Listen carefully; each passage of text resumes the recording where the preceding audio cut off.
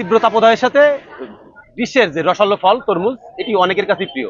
তবে এই তরমুজ কেনার আগে সচেতন হতে হবে। কোন তরমুজ পাকা এবং কোনটি কাঁচা সেটি সম্পর্কে আমরা ফেসবুকে বা সামাজিক যোগাযোগ মাধ্যমে দেখে শনাক্ত করতে পারি। তবে আজকে আপনাদের দেখাবো যে কোনটি পাকা তরমুজ এবং কোনটি কাঁচা তরমুজ হয়। আমার হাতে যে তরমুজটি এখন দেখছেন, এইটা একটা তরমুজ, এবং এটার পিছনের দিকে যে ফুল, এই ফুলটি যদি বেশি বড় হয়ে থাকে সেই ক্ষেত্রে এই তরমুজটি হবে কাঁচা, অর্থাৎ পরিপক্ক বা পরিপূর্ণভাবে পাকা এখনো হয়নি।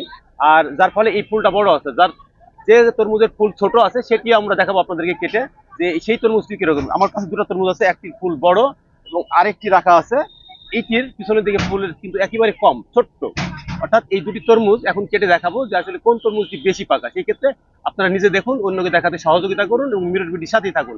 অর্থাৎ কোন তরমুজটি বেশি পাকা হবে এবং কোনটি কাঁচা হবে সেটি আমরা এখন দেখাবো। আমাদের সাথেই থাকুন।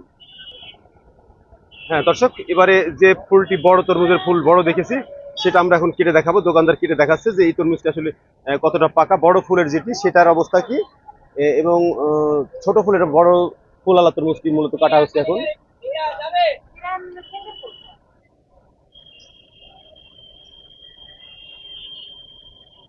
তরমুজটা এখন কাটা হচ্ছে। বন্ধু, বাজারে তরমুজ কেনার আগে অবশ্যই সচেতন হতে হবে।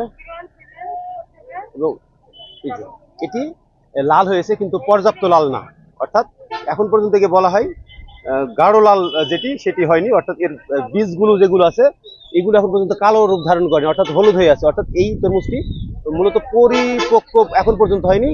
তবে কিছুদিন পরে উঠালে হয়তো এই তরমুজটি পুরো পরিপক্ক হতো। এরপরে আমরা যে তরমুজটি দেখবো সেটি চিকন বা ছোট ফল যেটা আছে সেটা দেখবো। এই তরমুজ মূলত কেনার আগে অবশ্যই আপনার সচেতন হবেন। বড় ফুলওয়ালা তরমুজ থেকে দূরে থাকবেন এবং ছোট ফুল যেটা আছে সেখান থেকে কেনার চেষ্টা করবেন। হ্যাঁ, এবার যে ছোট ফুল যে তরমুজটি দেখিয়েছিলাম সেটি মূলত কাটা হচ্ছে। সেটিও কাটা হচ্ছে, যে আসলে ছোট ফুলের যে তরমুজ সেটির ভিতরে কিরকম এবং কতটা পাকা হয় সেটার দিকে।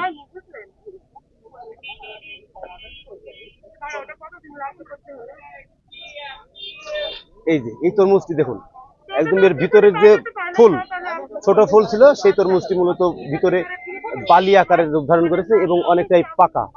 অর্থাৎ যারা তরমুজ কিনে থাকেন বা ক্রেতা, তাদের অবশ্যই উচিত যেখানে যে তরমুজটির ফুল ছোট বা চিকন থাকবে সেই তরমুজটি মূলত বেশি পাকা হবে। আর যেটি ফুল কাঁচা বা অল্প বড় থাকবে সেটাই মূলত কাঁচা আকার ধারণ করবে। অর্থাৎ আপনারা কেনার আগে অবশ্যই একটু সচেতন হবেন। তরমুজ কিনা, যেহেতু তরমুজগুলো কেজিতে বিক্রি হচ্ছে, সেক্ষেত্রে দামও বেশি লাগে। সেই ক্ষেত্রে অবশ্যই সচেতন হন এবং অন্যকে সচেতন করতে ভিডিওটা শেয়ার করুন। তরমুজ কেনার আগে অন্তত যে তরমুজের ছোট বা চিকন ফুল আছে সেটি দেখে কিনুন, না হলে সেই তরমুজটি কাঁচা হতে পারে। অর্থাৎ বড় ফুল থেকে দূরে থাকুন, ছোট যে ফুল সেটা কেনার চেষ্টা করুন, তাহলে হয়তো অন্তত প্রতারিত হবেন না।